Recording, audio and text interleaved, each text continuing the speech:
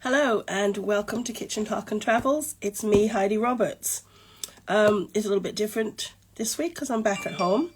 Last week I was at the marina in Ipswich while my daughter had her graduation ceremony. So tonight I've got a friend and someone that I'm very happy to talk to, Chantel Cody, who's also called the Chocolate Detective. And she has a story that she wants to tell you, and we need some help from everybody. So I'm going to see if I can just add her on. They changed things. This looks different to me today. Let's have a look. So we'll invite her to come on.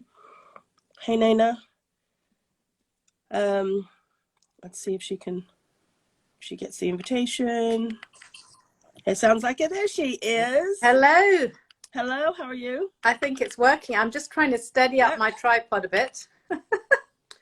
I'm I'm really well. It's lovely to see you, Heidi. How are you? I'm good. It's nice to see you as well. You have a big project on at the moment, I believe. Indeed. Yes, it's been something I've been working on for a very, very long time. But right now, I've launched the crowdfunder, which has been going on as a project for a few months before I actually finally pressed the button. So you have connections with the island of Grenada and the Grenada Indeed. Chocolate Company. Indeed. Can you tell us how you sort of got involved with them? Give us a quick rundown. Yeah, very quickly. The first I heard of Grenada in terms of chocolate was when a parcel arrived on my desk. It was something, a bit like this, anonymous brown box. I opened it up, and inside it wasn't this one, but it was the old style bar, which was a very, very beautiful. It was the other way around, so they had to redesign it because when things go onto shelves, apparently everyone wants it that way up. But this bar of chocolate from the Grenada Chocolate Company and a bag of cocoa powder. And the person who dropped it off didn't say hello to me, just came down to my desk.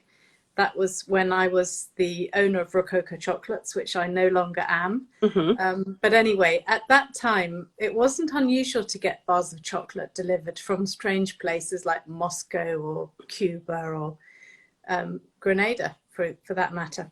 So I thought, yes, it's really fun. It's really beautiful. It's fantastic design on it.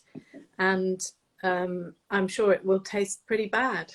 So I slightly put off the moment when I unwrapped it and tasted it. But when I did, it was fantastic.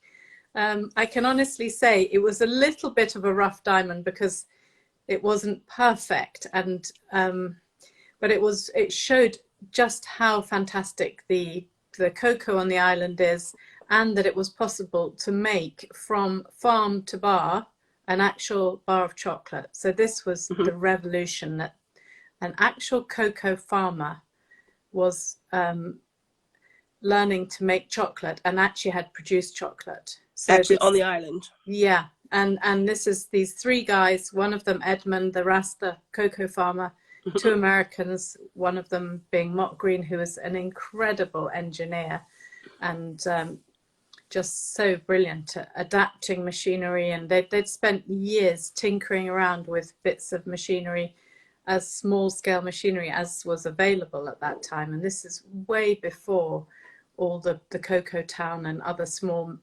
machinery makers were doing stuff. So they were really creating mavericks.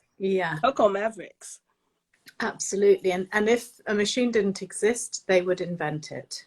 So for example, the cocoa butter press, which is used to make the Smilo, it's very low tech. It's using a car jack, which puts a huge pressure, and it's got two big handles so that the hot cocoa mass gets pressed, and at the bottom you get a bowl of cocoa butter, and in the cylinder you get a little sort of block of cocoa powder that has to be ground down. So that has been also a fantastic product which is still being made on the island. And it's, in a way, that was one of Mott's particular dreams, was to have something which for the local people that was not imported from Holland, Belgium, America, wherever, that they obviously they make a fantastic cocoa tea and cocoa balls, but this is more like actual cocoa powder. I was unlucky not to have met Mott, because I think he passed away, is it 2013? That's right. And my first trip was 2015, so I just that's so sad. It's very, very sad, but I'm sure you've seen the movies and everything else. I mean, he I feel like I know him. Yeah, my absolute inspiration and mentor, and for so many people, just the things that he did were absolutely incredible. So when did you first get involved with, because you have your own piece of land there, I believe, your own cocoa farm? Yeah, well, I think we first met in 2002, but that was on the telephone. So that was shortly after the sample that was posted.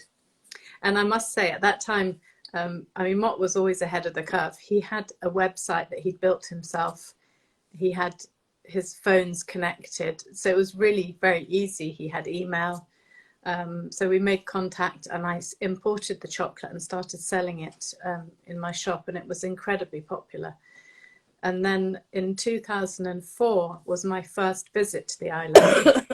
And that was a challenge by a friend of mine, who's an amazing woman filmmaker, who she came and interviewed me, and she said, I'm trying to get to understand chocolate better, and all I'm getting from everyone is this kind of saccharine sweet version of chocolate, and I want to, you know, she didn't quite say get to the bitter truth, but she wanted to scratch away at the surface and to find out more. And I said, well, you know, the person you have to go and meet, or the company, is Grenada Chocolate Company. And she said, yeah, so have you been there?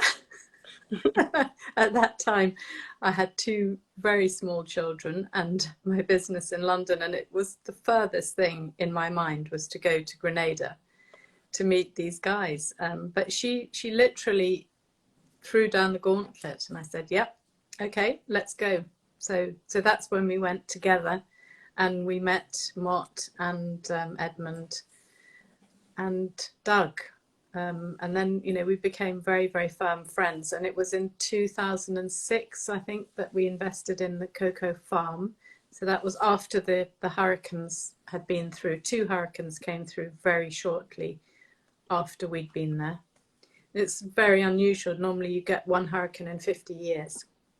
They had 2 in 12 months. So that was a way of helping to support the company to keep getting organic cocoa from Grenada, because in the hiatus they'd actually imported some cocoa, organic cocoa from Costa Rica. I'm just going to tell you a funny story, which I think you might appreciate. When we went in 2015, I didn't really know anything about chocolate, and we went into the cocoa, into the forest and on the plantation, and everyone's pointing out, look, there's a cocoa pod, there's a cocoa pod. Now I thought it grew like coffee, so I'm looking on the trees and I cannot see these little beans growing on the trees, and it's like, no, it's there, like, where? Oh, that's a cocoa pod. Yeah, that's a cocoa pod. This is a glass one, but it's something more like that kind of size. I was not expecting that was a cocoa pod. Yes, and they're amazing things, aren't they? They are.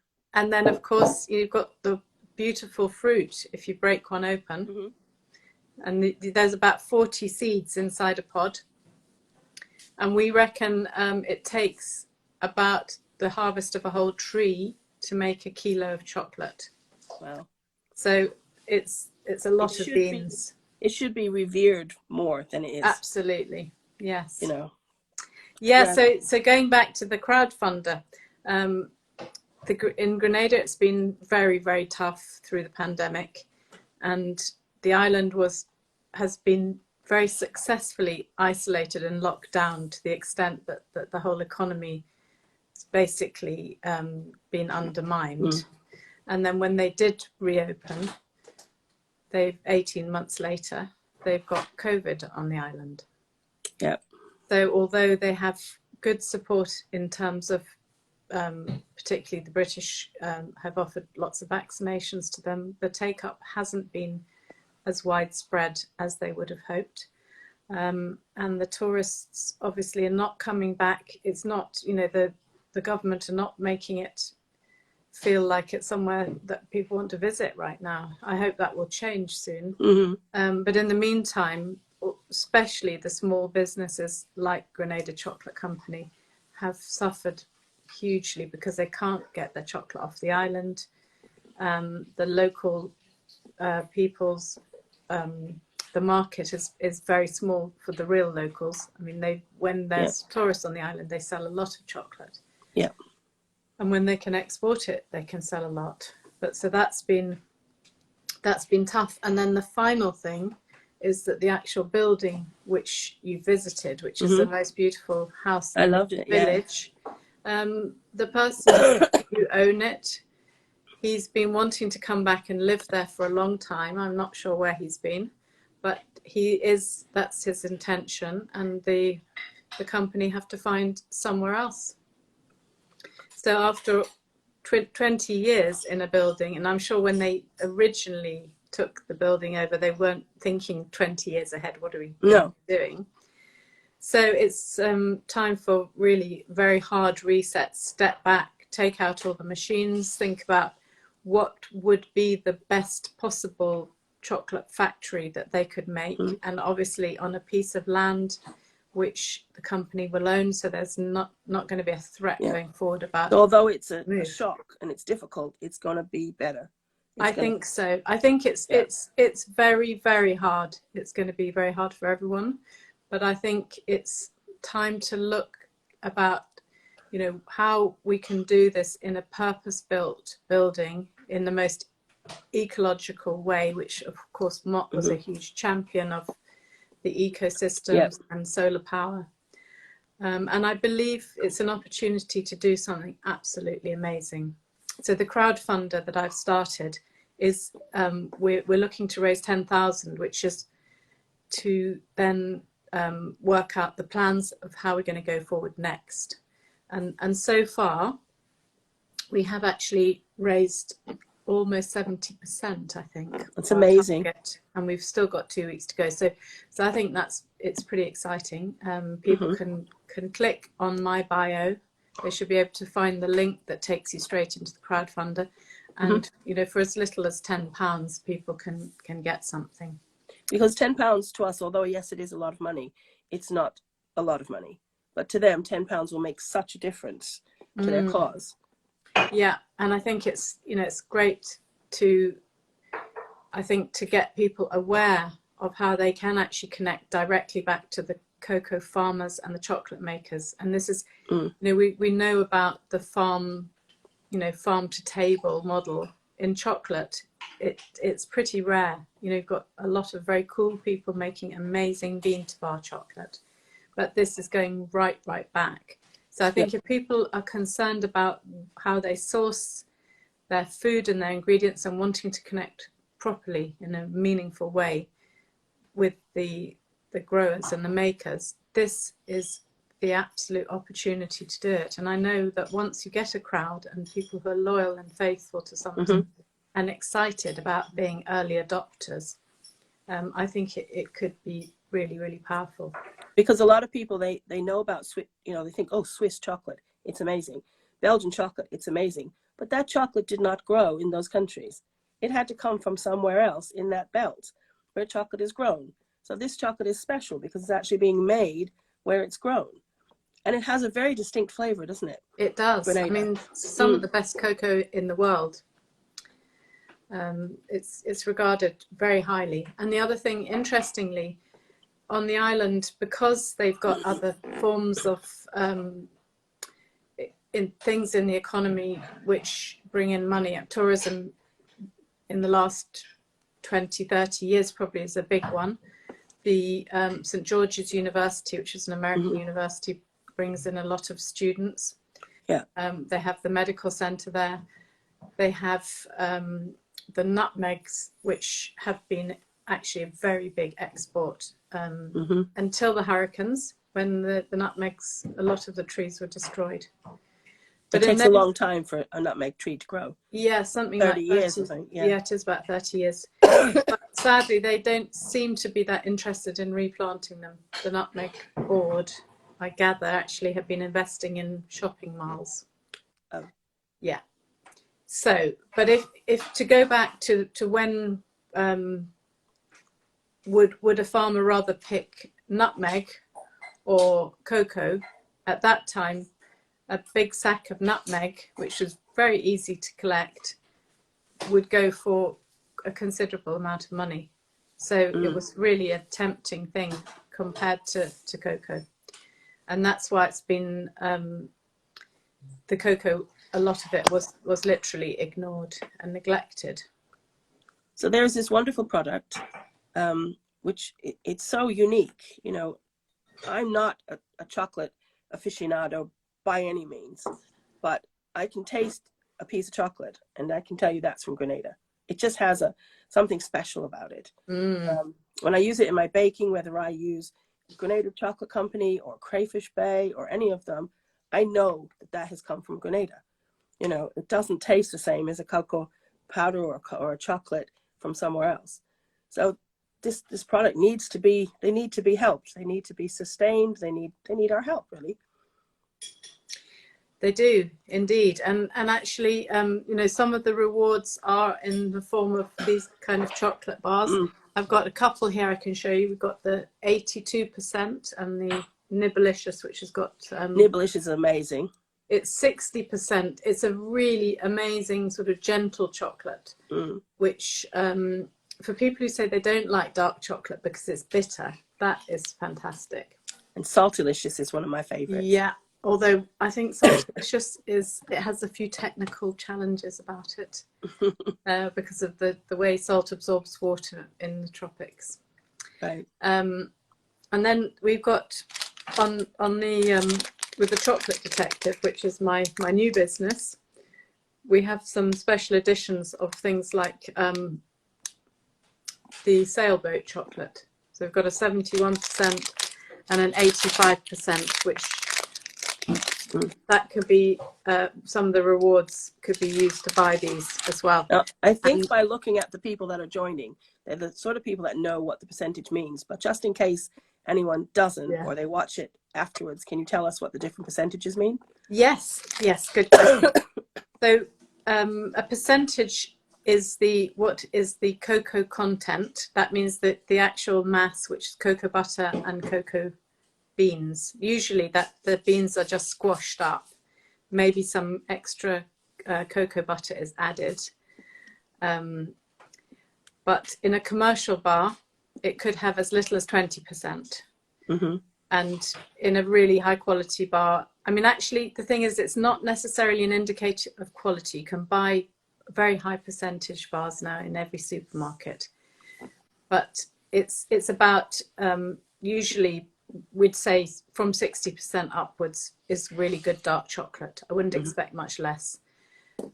And then it's about the quality of the cocoa, and it's about everything else that goes into it. So, for example, the type of bean. In Grenada, we have the Trinitario, which is this particular fine flavour variety.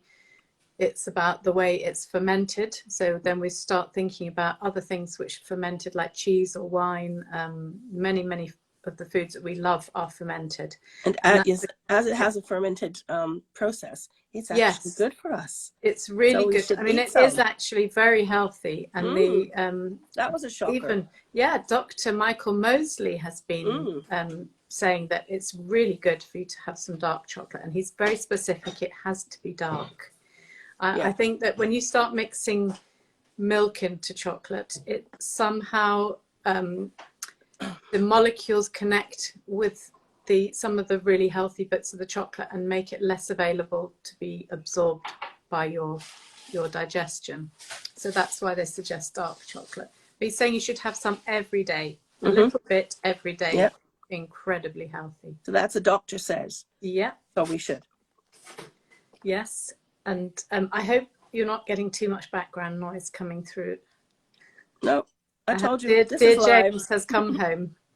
This is live. If he wants to wave, we're happy to wave at him. Don't worry about it. You might be making me a drink, you never know. I have my signature, and whenever I go live, I always have my big cup of coffee. Ah, very good.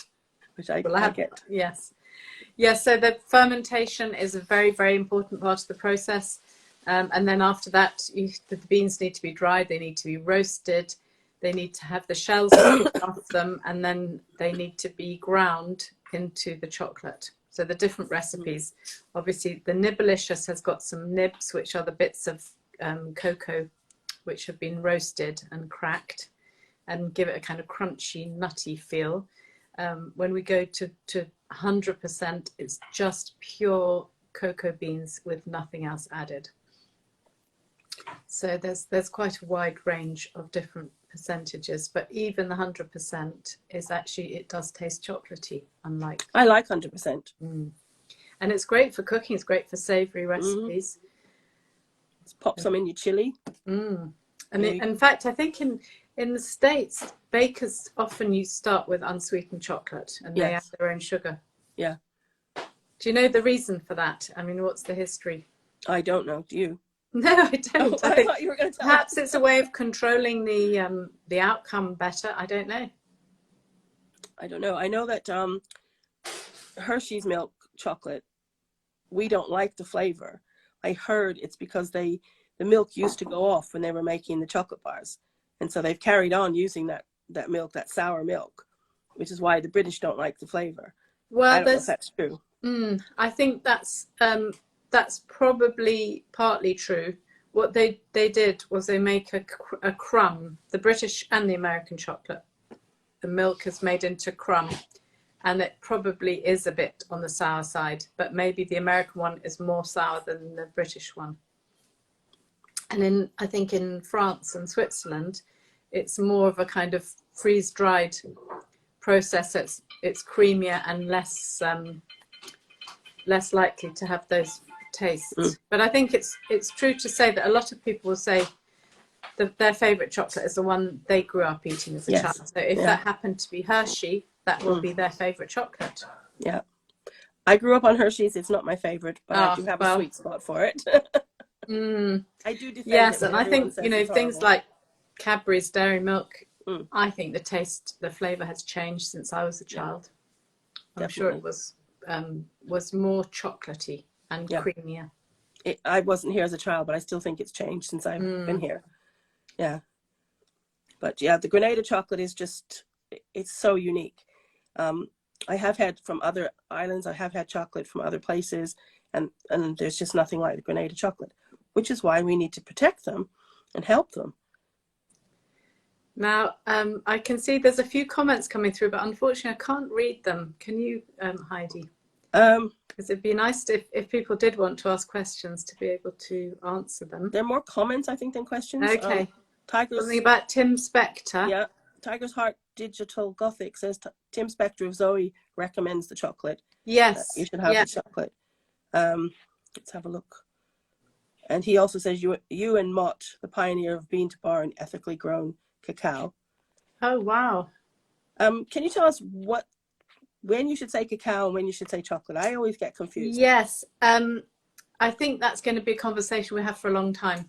So effectively, Latin-speaking countries say cacao. British-speaking say cocoa. Right. And if you go to somewhere like Venezuela or any Latin-speaking country and you say cocoa, that's their word for coconut. Okay. So that they have a different word, and I think that's the same in France. Right. And so I think it's a kind of a semantic point, which tradition you grow up in. But I know people also in America and in the UK and a lot of the bean to bar people use the word cacao. Yeah. And I'm not quite sure exactly why they've chosen to use it.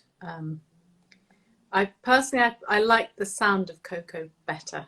Sounds friendlier to me. Do you? I like the cacao. It's more mysterious. Oh, really? Okay. Yeah. And maybe, there could be a differentiation between when it's fresh and when it's dried or beans. That's what I wondered, yeah.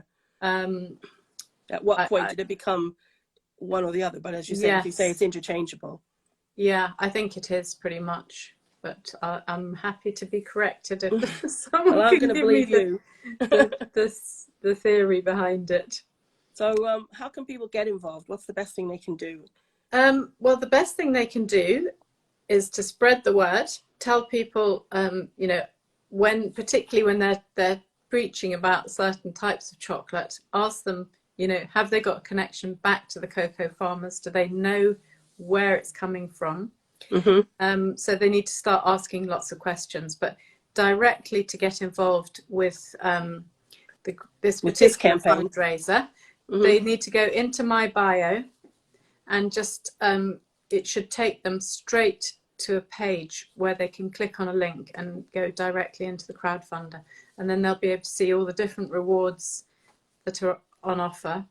And that's just Chocolate Detective, not the Chocolate Detective. It's Chocolate Detective. Just Chocolate Detective.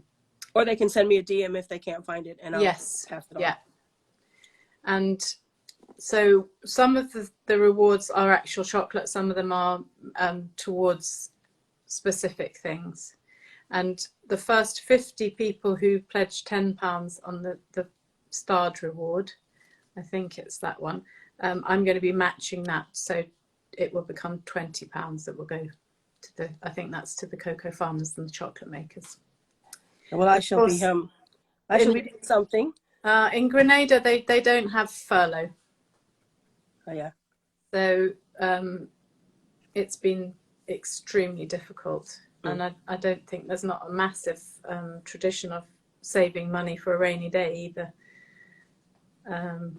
Yeah, I was having a conversation with Kim from Crayfish Bay last year, and he said, you know, even it goes back to people that make the charcoal. That's all they do is make charcoal, and they sell the bags of charcoal. Now they're not being ordered because no one's making the cocoa. So there, you know, it goes right down the chain. Yes, the lowest level of the chain is suffering.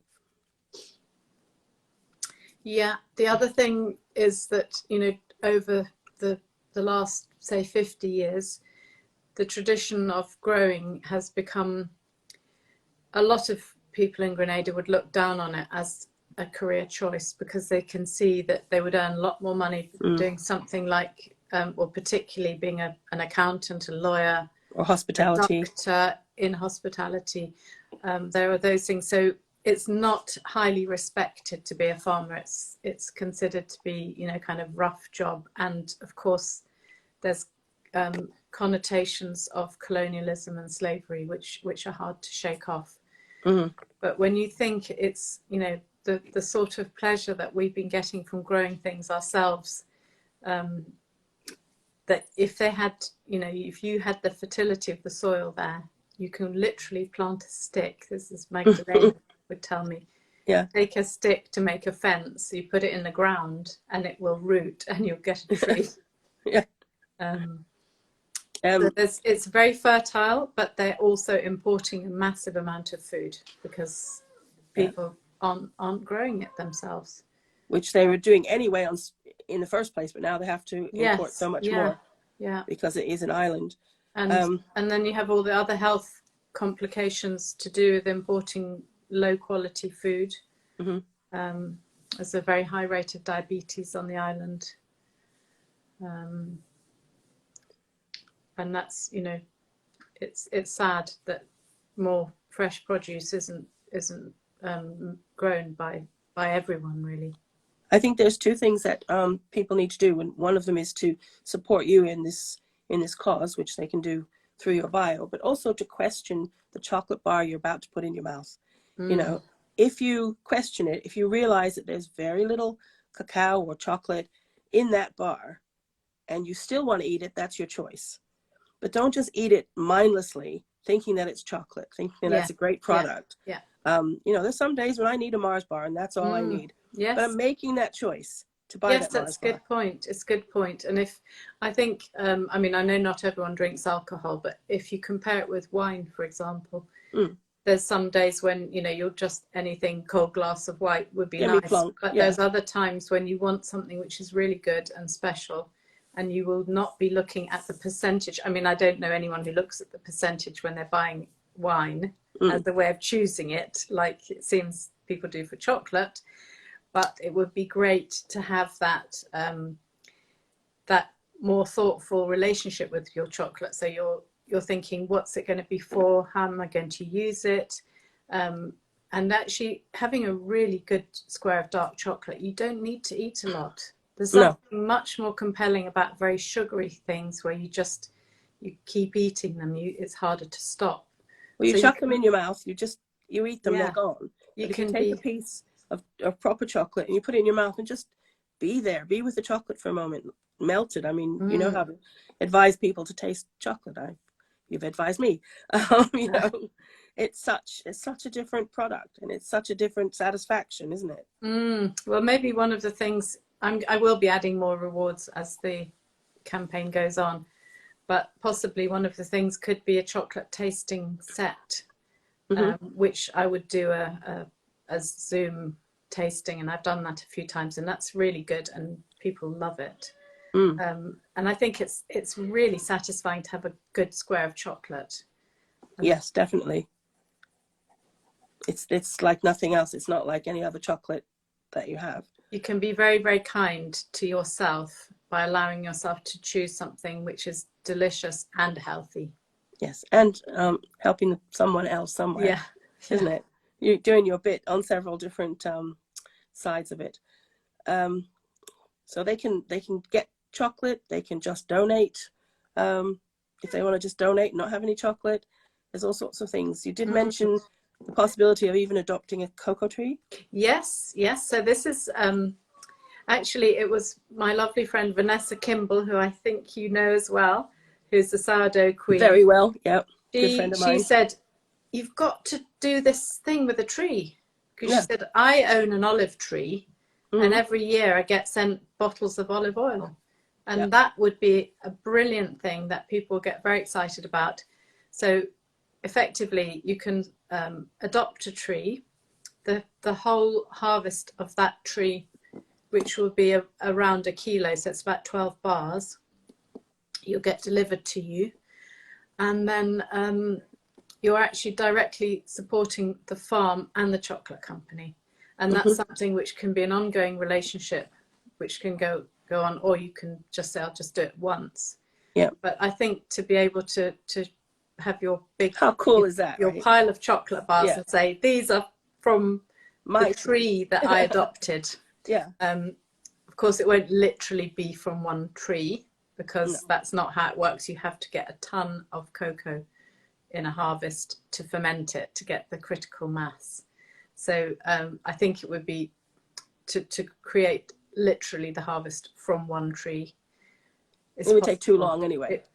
It doesn't all ripen at the same time, you know, but it's a kind of this nominal tree, which adopt an orangutan and adopt a cocoa tree, right? Yeah. That's the way forward. So that's another thing which is important to know. With Grenada, it's organic. It's certified organic by a company called Ceres, who are German. Very, very strict protocols have to be observed in order to keep the certification going. But that is about, you know, we're talking about COP26 now. It's about saving the rainforest and protecting the land, which is when you're growing it in this particular way, you're interplanting it with things like pigeon peas, which fix the nitrogen in the soil. It also gives a crop for the farmers to eat. There's bananas, there's citrus fruit, we've got oranges and limes, avocados, other things which are root vegetables. It's basically an amazing place to go to, and everyone should go there at least once in their life. Very rich biodiversity, amazing number of insects and birds. And then the land is carefully, little drainage channels are put in and things so that the water runs away naturally without when there's a huge amount of rain, you don't get soil erosion. So that's the other thing. When cocoa is grown in a way which is just about getting the maximum harvest, a lot of rainforest has been cut down. Trees have been planted, and within about 10 years you have a desert. So that's very tragic. But in a country like Grenada, you don't see that. You see the cocoa being tended really carefully. In fact, most of it to all intents and purposes probably is organic, but to get the certification, you have to jump through a whole heap of hoops. And that's really, it's expensive and it's difficult and there's a lot of paperwork. But I know that's something that Mott was passionate about and I'm passionate about. And our little cocoa farm is organic. Patty, who you met at my blog party, has said how much she's enjoyed this and she's learned so much about fantastic. Well, very nice to see you, Patty. And one of the other things that Mott used to say was one of the flavor notes, and I can give you a kind of description, but when you first put the chocolate into your mouth, and you usually would smell it first, you get all these amazing fruit notes. You get plum and citrus and cherry, and then you get the sort of dried raisins and fig, and you get some tobacco and leather, and then coffee, but chocolate brownie is one. You get that amazing chocolate brownie. You can imagine yourself eating a nice gooey chocolate brownie made with that chocolate. Well, I don't know about you, but I know that I am a Grenada bore. I do talk about it all the time. And I love it, and I can't wait till we can get back again. Have you booked your ticket? When are you going? Not yet. I'm waiting for Magdalena to tell me when the chocolate festival is. Yes, of course. Said maybe July. So I'm waiting for that to see if we can go for that, because I do something with her most years anyway. So yeah, we're waiting for that. But as soon as I know those dates, we will book. Yeah. If anybody wants to come, I can give them any information. I can tell you about great places to go, whatever. Just message me.